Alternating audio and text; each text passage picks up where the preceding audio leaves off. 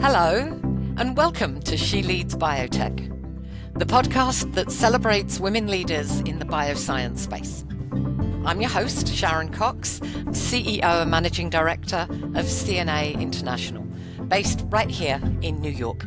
And each week I'll be talking to women leaders about their work, their triumphs and challenges, providing invaluable insight into how women can unlock their superpowers and succeed on their own terms. So whether you're navigating your own career path in bioscience or you're passionate about science and innovation, I hope you're empowered and inspired by each episode. Today's guest spent over 2 decades navigating Big Pharma, diagnostics and medical devices. Her journey took a pivotal turn when she discovered cell and gene therapy, a space she calls the edge of innovation. And she's been committed ever since to enabling true cures, not just lifelong maintenance. Known for bridging the gap between groundbreaking science and market readiness, she helps companies take promising scientific discoveries to revenue-generating realities, all while keeping the patient's needs front and center. With a leadership style grounded in curiosity, adaptability, and mentorship, she's passionate about helping organizations thrive in an evolving therapeutic landscape. So please welcome CEO of Propel Biosciences, Susan Nichols. Susan, hello. Oh, good morning. How are you? I'm very well, thank you. I hope you Excellent. are also. It's Friday, the sun's shining.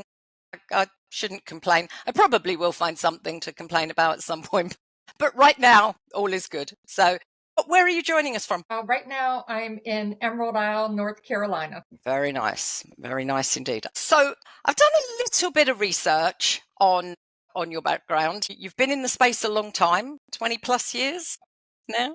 Yeah. I know. I've never been in another space. Right.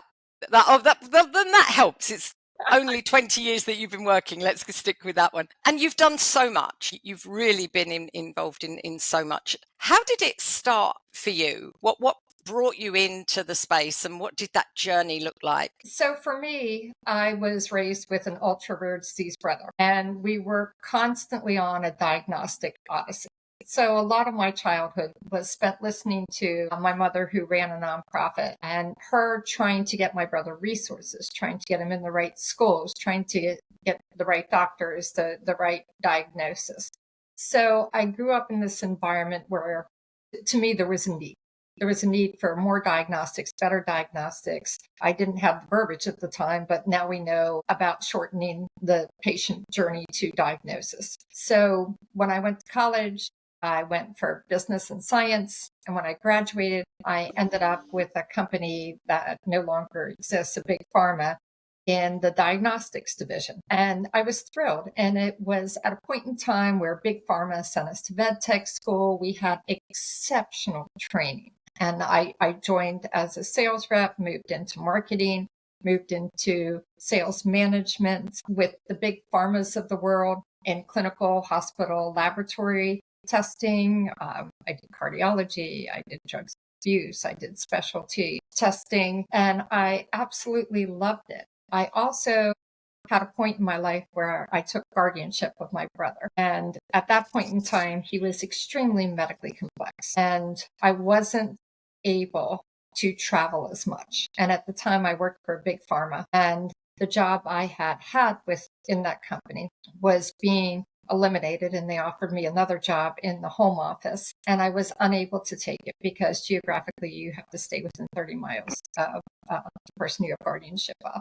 So I looked around and I thought, okay, what do I want to do next? This is all I've known. All I've known is Big Pharma and sales and marketing and business enablement, leadership training. And I had been an automation specialist. I had been in hematology. I had all these really cool bits and pieces. And I was offered a job in a company called Advanced Scientifics in the medical device division. And it was a smaller company and it was located near me, and I was promoted into a VP level. So I was super excited. And at the time, I met a company who was in cell therapy, and they were looking for some bags for cryo storage. And I said, "What is cell therapy?" And when I know, and when they told me, I was hooked because they spoke to cures. They spoke not to just the maintenance. So we diagnosed somebody and then we put them on maintenance medications for life. And this was talking about true cures and life-changing, as they explained, the genetic medicine and the AAV therapies. And I decided I want to be part of this. So I've had a series of roles in the industry, and I really followed interest and impact. Where was I interested in? And did I feel like within that company I could have an impact? And could I have an impact in my career? So that's how I stepped into cell and gene therapy.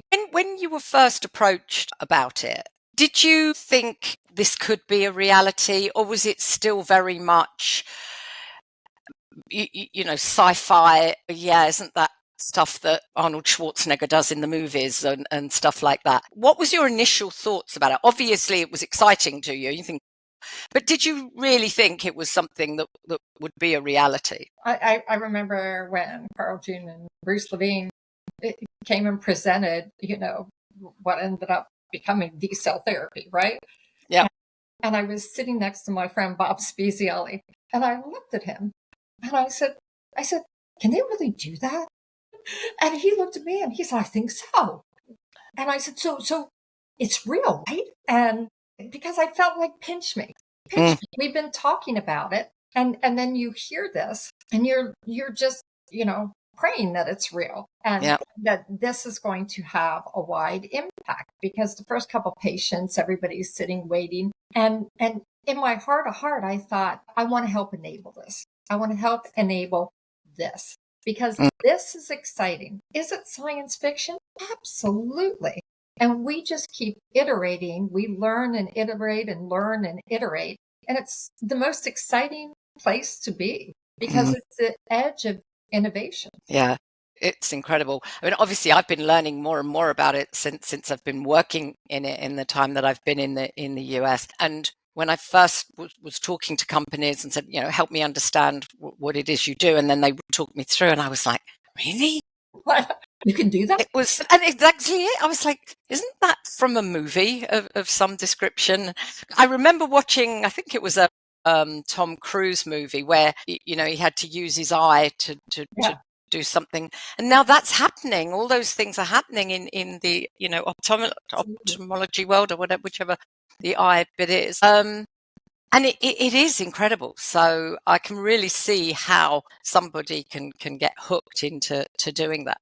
How was that journey from having been in Big Pharma to then go into something small? How did you adapt to that? That's interesting. I haven't thought about that in a long time, because what works in Big Pharma and how you work in Big Pharma is probably more accurate, and how you operate in a smaller company. I had somebody who'd do my PowerPoint slides. I had somebody, you know, I had a system to book airline tickets. I had support when I couldn't get the CRM working. You know, if my laptop was having a problem, I just shipped it back and somebody shipped me another one, and I didn't even think about it. And a lot of the process was already there. And then I went into a company that this process didn't exist at the level that I was accustomed to. And at first, of course, we go in and it's like, I'm thinking, oh, it needs to look like Big Pharma. No, it doesn't. No, it doesn't. I would have created enemies and chaos. And what I came to learn is just thinking of, how can I help this organization streamline some things from my Big Pharma learning? What are the best practices I can bring in and adapt to a company of this size in this stage of growth? I was with a CDMO in the very early stages, and people weren't using CDMOs. I mean, basically, we were saying, give me your newborn and I'll take it. Let me raise it. That's how people looked at us, like, want me to give this to you. You can do this better than me. And it's like, ooh. We have to really think about how we're going to message. How we pitch this. And that was the fun. The fun was thinking about, we have a business model and all these therapies are so different. It will never be a one size fits all. So can we build a framework where people can see themselves within that framework and have some offerings or a package that people can say yes, yes, no, no. And it makes us the creator. Let someone else be the critic. It doesn't really matter. It helps them think through finding value by outsourcing their manufacturing. And at the end of the day, I think that the important thing is always the patient, the patient at the end of the journey as to what is going to be fastest, cheapest, whatever, to get this to the patient. Would that be right? No, absolutely. I was born a patient advocate. And for me, it's what drives me. I'm sitting here in Emerald Isle, 2 doors down is my friend's son, who is the most extreme form of MS, non-mobile, non-verbal. And I see him almost every day. And it's always a reminder that this is why we do it, because we have to grow and mature as an industry, and keeping the patient at the focus is really what gets us all through the difficult days. Because to your point, none of this has been done before. Yep. And therefore you have, I always said it's like a roller coaster ride. Some days you're like, wee, and other days your stomach hurts a little bit, right? Yeah. Bit like recruitment. Welcome to my world. Yes. But it's the days your hands are up in the air and it's rainbows, kittens, and unicorns to keep you going. Yeah. And keep waiting for that next feeling to come while your stomach's lurching. It's coming. And now more than ever, we've learned as an industry how to integrate the patient voice. So we're not guessing.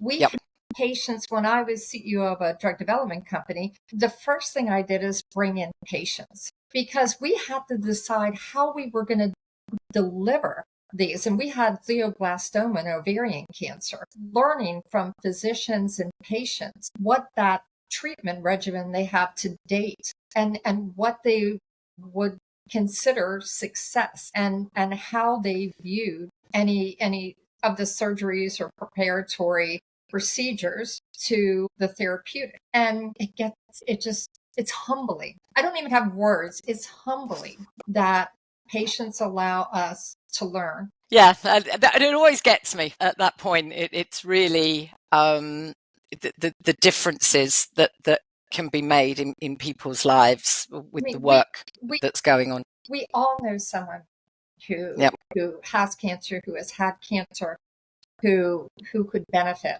from these new oncology therapeutics. And now that we've seen this overwhelming success in autologous cell therapies, it's just amazing. I have a friend who had a therapeutic, a TIL therapy, and she had metastatic cervical cancer. And I sat with her at graduation just 2 months ago. And I looked over, and it is not lost on me that had it not been for that clinical trial in TIL therapy, she wouldn't be sitting next to me. That was her last chance and her last resort. And it's just amazing that she gets to be here to watch her son grow and to continue to advocate. Now she's a patient advocate. And you get to continue to do all that work that makes that possible for other people as well. So kudos to you. Wow, thank you. I'm on that as well. So what I'm curious about, you came from large pharma into the smaller companies. How did your leadership style change coming from somewhere big to somewhere smaller? Big Pharma has a lot of rules. Mm-hmm. They have a lot of training. They have a lot of rules. When you're promoted into management in Big Pharma, there's a process. And you're given support, you're given an internal mentor, you have all of these resources for preparing you for the next level of growth. So therefore, it's pretty simplistic in the sense that you know what's expected of you, you know how to report, you know the pecking order, and you know the flow of things. And I think coming into smaller companies, there's not a rule book. Here's our culture. Here's how you have advancement. Here's how you report up. Here's what's expected of you. And a lot of times when you come into the growth stage companies, that's for you to help with. Yep. To make that connection. So I went more from a manager, that typical regional manager of having a lot of teams and managing the teams and managing the numbers and managing the reporting up, to leading. And that meant making sure the C-level vision and expectations are filtered down in a way that allowed everyone in the organization to succeed, and putting in the feedback loops and the mechanisms so that sales talk to manufacturing, talk to marketing, and everybody stayed as closely aligned as possible. And also getting to know the people. I was speaking to somebody just the other day who was talking to me about their leadership style. They're still quite early on in what they consider leadership.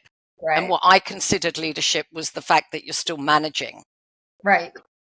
Situations, you're managing people's workout. Right.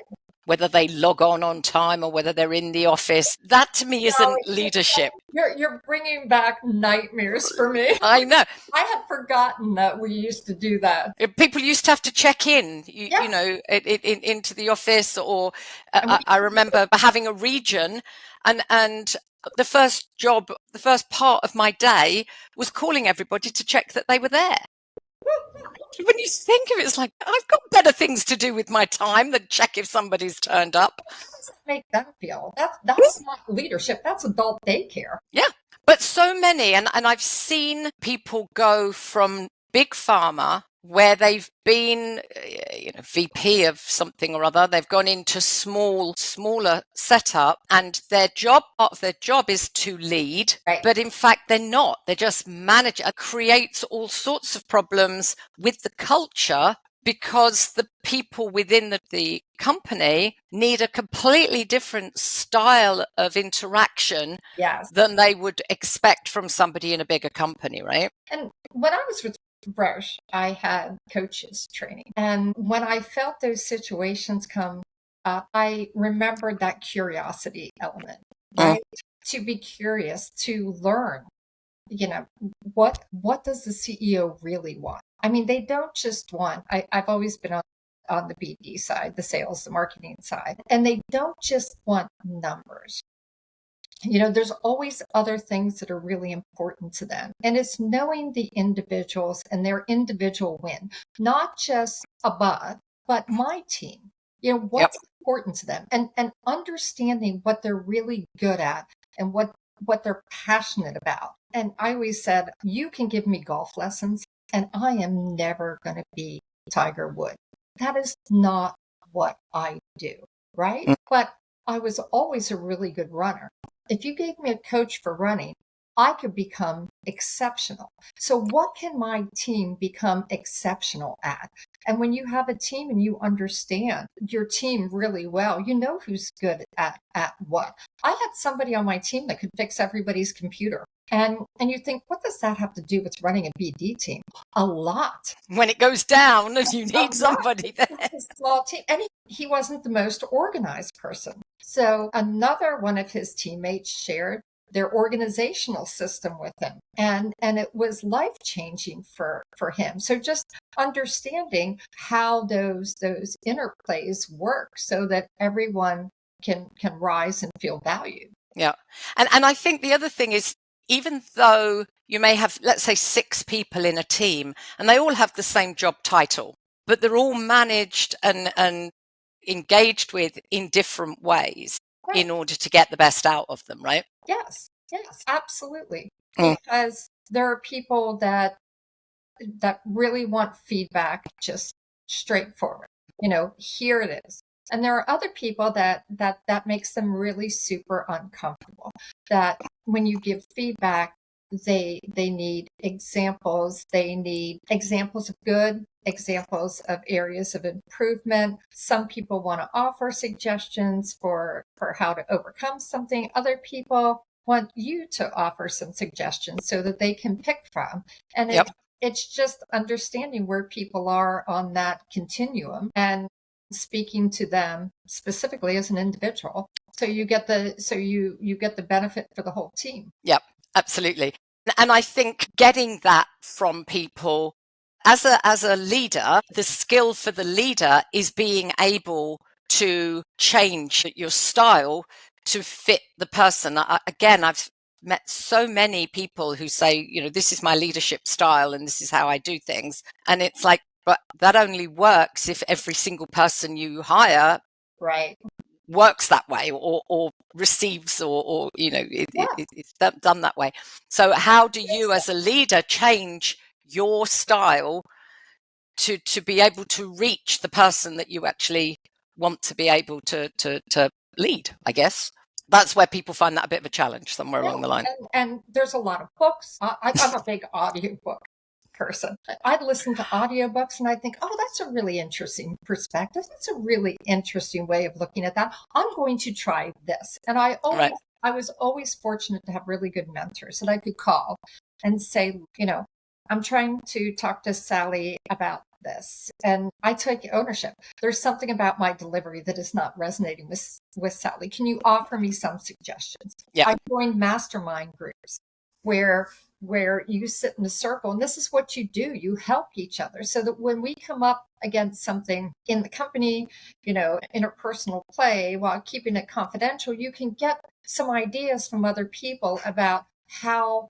they manage this. When I became CEO of Falcon Therapeutics and I was managing scientists and I really had to learn what they cared about, what they were motivated about, and how to help them succeed in a way that was relationship oriented to our goals of the company, right? Yeah.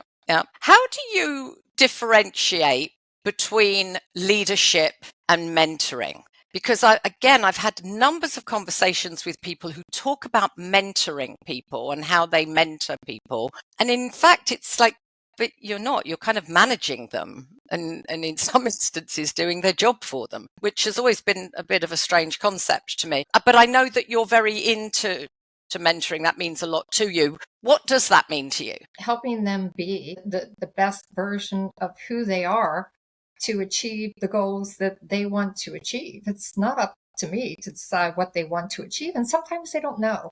And that's part of it, because I have a conversation this afternoon. I don't know what's next for me. Okay, let's unpack that. Let's talk about that. Let's get curious about that. Let's talk about what you do like.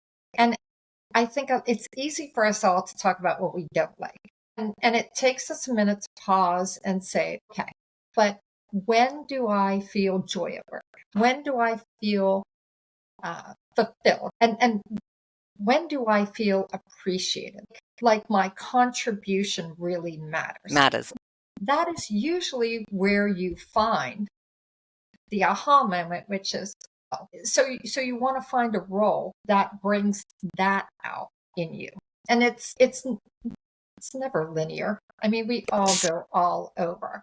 And sometimes it takes, go look at a couple of jobs, talk to some people. Let me introduce you to some people, talk about what they do. And no, yes, I like that. I think I would like that. And matching them with someone who is a level or two above where they want to be so that they can learn from that experience. Yeah. Yes. And that makes sense. So what have you got going on at the moment? What do I not have going on? All right, let me rephrase that. What have you got going on at the moment that you want to tell me about? No. So my company, Propel Biosciences, has been in existence about 4 years. And I have waited for the industry to get to the commercialization talk, right? Yep. I love commercialization. I love figuring out how to help companies not only survive, but thrive by generating revenue. And a lot of it is this pivot right, that we talked about earlier. This pivot from this is really great science, this is really a great idea, the industry seems to want this. How do we make that a profitable revenue generating business? So you attract investors, so you attract the best employees. So your tool, technology, service, drug benefits the patients at the end, because we're all part of this big, beautiful, glorious ecosystem. So looking at that and figuring out what is the commercial plan? Where are you today? Where do you realistically want to be in 12 months? And what are the steps to get there? And it's mentorship, it's coaching. I have a process that I use. With some companies, I do sales training for them and really help them think about how they're engaging and the value propositions and what does that follow-up look like and where could you potentially win and looking more at where they've been. And some companies, they say, well, we're just starting here and talking through who their ideal client is and what that person buying looks like and who do you need in the decision-making process and how are we talking to them and is it resonating? Are we getting the feedback? What do we have to adjust so that you have a greater market impact, thus a greater impact on the final delivery to the patient? And also, I would imagine that this is probably why it's the exciting part for you is where the science isn't enough anymore. The science is what it is. Right. But it's now the delivery. You now kind of have to sell it, right? To people for them to buy it. They've got to be able to see, yeah, this is genuinely something that's going to benefit me or my family or my patient, whoever you're selling to. Yes. There has to be that proposition that the buyer's going to want. It's how we all buy, right? I mean, we sell to people. We don't sell to a company. We sell to people. And our decision-making process for buying a consumer item and something for the company, it follows a cadence because we want to feel that we know the company, that we like the company, that we trust the company, that we feel secure that they can deliver on time and what we need. And if it's a therapeutic, that the team is the right team for this and the resources are right and they have judicious use of funds and understand what that means. And they'll make that money go as far as possible in a way that gets you to that clinical data. And times have changed. Money's tight. So it has to be science plus the business case. And you have to prove that business case earlier. You have to prove that you have a commercial therapeutic pathway. You have to prove now that you understand that patient and payer engagement. And for tools, technology, and services, you have to prove that early adoption. You have to figure out how to get people to say, yes, I will use this and show the success and the market traction and that you have enough of a stage appropriate commercial engine to keep that going upward. Right. And how do you find, I would imagine it's a big part of your job because I know back in June I was at the Bio conference in Boston and I went to a lot of the startup people there and a lot of the CEOs or COOs, whoever was presenting, was telling a great story about the science. I mean, it was boring as hell, but it was just like, I'm sure to the right people, it was whatever. But there was no kind of, and I sat there thinking, if I was an investor, why would I want to invest in that? Because lots of numbers and charts and stuff like that. How many people do you find that you talk to that still don't seem to get the importance of that sales pitch? And it depends. I mean, by nature, a scientific founder is going to be most comfortable in the science and less comfortable in the business, which is why you bring somebody in to balance that out. It's the science and the value proposition that says how you're going to make money on a product. We all want it to go to a patient, and that's a given. How you get there is the real challenge, right? Because you've got to fund along the way, or the patient doesn't receive benefit. So the funding part, the sales part, the revenue part, the commercialization piece is vital to access. And it's just helping them step through the process. A lot of scientific founders they'll tell me, I don't know how to talk that way. I Right. don't know how to. And we just go through that. And that's where you come in, right? Because you kind of bridge that gap between science and market readiness. Yes. Yep, that's what I see that you do. At whatever stage they are. And for somebody who has some market traction and they take investment money or they're looking for investment money, investors want to know how you're going to get there. So we have to look at all the little bits and pieces that they've been doing all along that may not be apparent that have allowed them to be success, and identify some other ones to open that sales funnel up so that they can get the next round of money, so that they get to advance while they hit their revenue targets. And they learn it's fun. It's fun to make money. It's fun to make progress, right? You feel really good. So they tell me. There is nothing better. There is nothing better than closing on financing or hitting your revenue targets. That is the we on the roller coaster. Yep. And for me, it's somebody saying, yes, we are going to hire and we have a search for you to do. Yeah. Yes. And then it's signing that contract. Yes. That contract. Thank you very much before you change your mind. We go. So what is next for you? You've done so much. You're doing so much. Do you have a next goal in mind that you're striving for, or are you happy with where everything's going? I'm in the process of refining my process and standardizing the way we do things so I can share my tools with early to growth stage companies and therefore serve a larger portion of the market. So I've been steadily working on automating processes and really using all the available tools to be able to increase customer engagement, to be able to increase investor engagement, to be able to help companies rise up, because it's pretty noisy out there right now, and really helping them rise up and in a way that I can scale too. Because as companies are looking to scale revenue, I look at how I scale so that I can have a greater impact and help more companies. Sure. Yeah, that's really what for services like yours, that how can I add more value? How can I help you further kind of thing, isn't it? Contribute to the overall impact that advanced therapy, cell and gene therapies have in the marketplace. And some of that is where I jump in on SABs and then on conversation, because I grew up in the hospitals, right? I was being in diagnostics. I was in every hospital from, I promise you, there was a 20-bed hospital in Pennsylvania that functioned right next to a large academic medical center. And now that we start to talk about decentralization and what roles do the hospitals have, I find that really interesting because it pulls from what I knew from my past experience.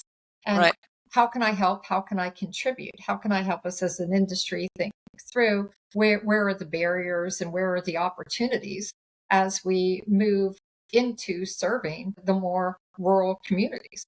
And having worked in cell and gene therapy, diagnostics, medical devices, all across the board, what commercialization lessons apply across all those sectors? Is there a common denominator? I laugh at this. Check your value propositions, not with your friends, not with people you know and like, independently, and make sure that the message you think you're putting out is actually the message people are receiving. I think we build in, and we all do it. We all drink our own Kool-Aid. We've made it. It's pretty. We like it. Delicious, right? And everybody else is going to love it just as it is, right? Check and make sure that that really is resonating. And the industry changes when new products come out, when new therapies come out, when regulations come out. I mean, it's constantly changing. So it's a good idea to really keep an open mind and check, is what I'm saying resonating? And how do I know? And how do I test this in a way that brings value? Because you might need to change that around as the industry changes. Yep. And be ready to do it. Yes. And Yep. be open to it. Be open Yep. to it. And advisory boards are really good. And to change those advisory boards up. So maybe you have an advisory board for a couple of years and then you bring in a new advisory board because that's your company has evolved and everybody's probably gotten pretty comfortable. And then you bring in other people who bring in Just shake it up a bit and give a different perspective. A little discomfort brings a little different perspective. Yes. Yeah. Okay. All right. So I'm very conscious of your time. I can't believe how long we've been chatting for. It's amazing. I always enjoy talking to you. It's so much fun. What advice would you give to people looking at particularly the cell and gene therapy space at the moment? Because, as we said right at the beginning, it's not for the faint-hearted. But if somebody is out there thinking, wow, that sounds fascinating, what advice would you give them to be sure so that they're sure that they're going to go on the right sort of path? And it's interesting because I had a conversation recently and somebody said, oh, cell therapies are so hard to make. And I laughed. I said, look, I helped an ADC company. I said, and oh my gosh, I thought they were really hard to make. I said, and really it's what are you attracted to? Where do you have interest? Whether you're a scientist, a business person, or an investor, what really brings you that joy and enthusiasm? Oh yes, I can't wait to do this. I can't wait to dig into this product. I can't wait to dig into this therapeutic. I want to take this therapeutic as far as I possibly can because the impact it would have is amazing.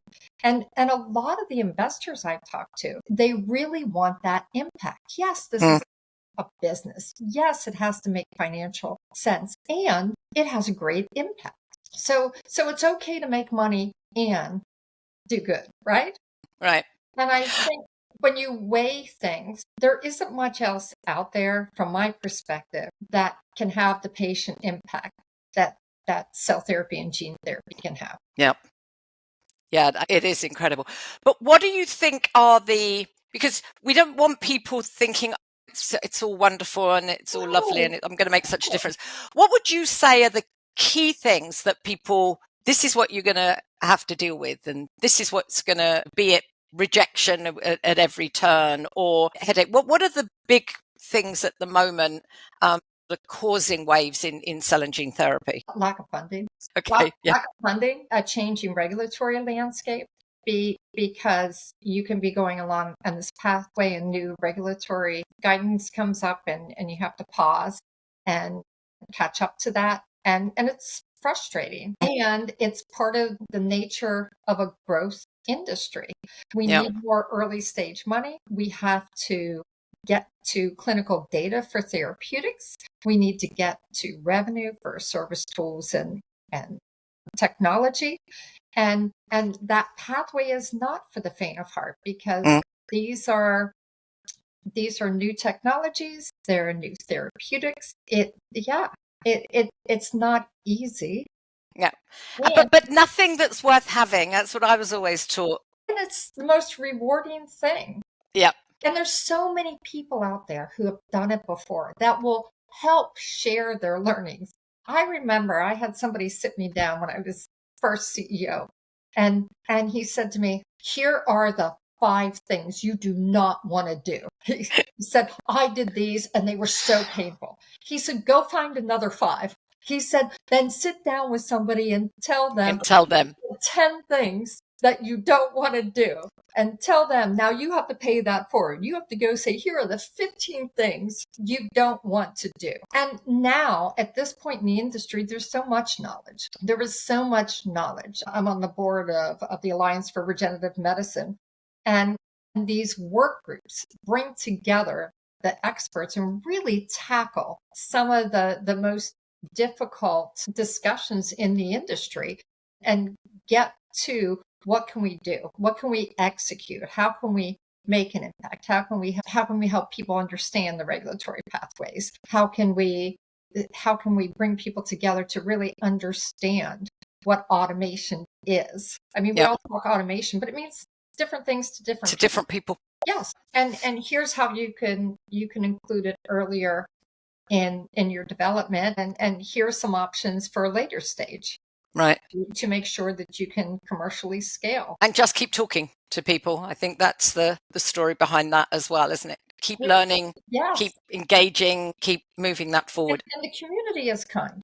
The community is kind because we all know somebody that will help somebody. Actually, I've had many experiences with the CGT community, and they really are. Speaking of which, will you be in San Diego in February for Advanced Therapies Week? I will indeed be in San Diego in February. Okay, I know we missed each other at the I don't know how at a previous one. I don't know how. Well, I think the mistake was that we looked at meeting up at Bio, and there was something like, I don't know, 20,000 plus people there. Plus, I had graduation, so I could only come into Bio for a day and a half. That's right. I remember you saying to get back for graduation because I left the buffer. I'm like, I'm happy to take the last flight out, but I need to leave some buffer space in the morning just in case. Just in case, yeah. Well, let's hope that doesn't get in our way of meeting in February then, because it will be great to catch up and have a cocktail. That before. Definitely. Okay. Well, listen, Susan, thank you so much for joining us today. There's been some brilliant topics that we've unpacked, and I know that people will find them fascinating. And if it helps just one more person to move forward in their career, that would be fantastic. So I really do appreciate your time. And I look forward to seeing you in February, if not before. I look forward to seeing you also. Thank you. All right. Take good care. Enjoy the rest of your weekend. Thank you. Bye-bye now. Hello, and welcome to She Leads Biotech, the podcast that celebrates women leaders in the bioscience space. I'm your host, Sharron Cox, CEO and Managing Director of CNA International, based right here in New York. And each week I'll be talking to women leaders about their work, their triumphs and challenges, providing invaluable insight into how women can unlock their superpowers and succeed on their own terms. So whether you're navigating your own career path in bioscience or you're passionate about science and innovation, I hope you're empowered and inspired by each episode.